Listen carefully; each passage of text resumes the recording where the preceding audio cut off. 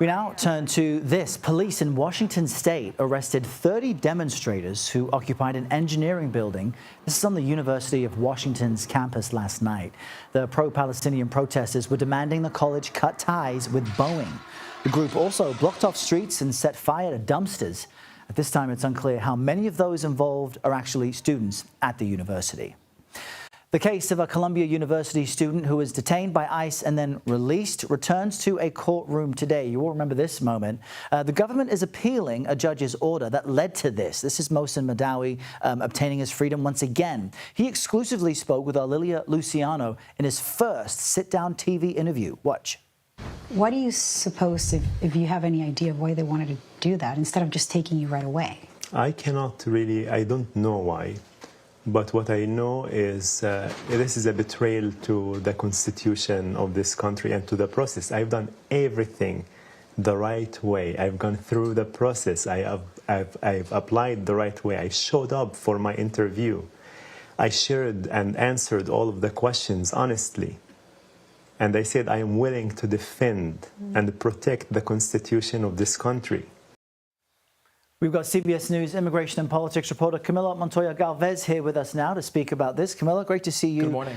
Today. So at this moment, a federal appeals court here in New York will hear arguments in the case of not just Madawi, but also Rameza Öztürk. That's the Turkish Turkish student at Tufts University, excuse me. Why are we seeing that hearing here, and what should we expect? So in the case of Mrs. Öztürk, the federal appellate court in New York will be hearing argument over whether the Justice Department should be required to move Mrs. Öztürk to Vermont. That is what a lower court judge ordered ICE to do because she's currently detained in Louisiana at an ICE detention there.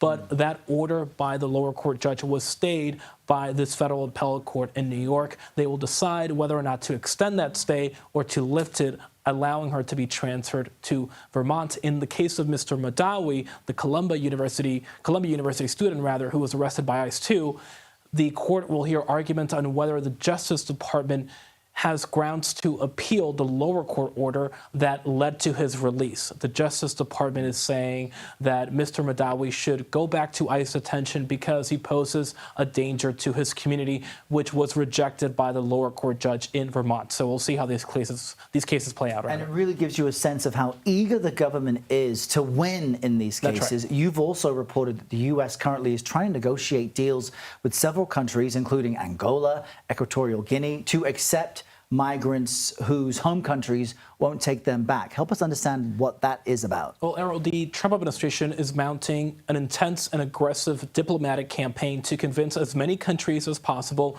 regardless of their human rights records, to take as many people as possible from countries like Venezuela that limit or reject U.S. deportations. And we know that they have already brokered agreements with countries in this hemisphere in Latin America like Costa Rica, El Salvador, Panama, and Mexico to take third country nationals. But now we have learned through internal government documents that the administration has also been talking to countries outside of this hemisphere in Africa and Europe, countries like Angola, Eswatini, Equatorial Guinea, Moldova, Libya, and Rwanda to also take people from other countries.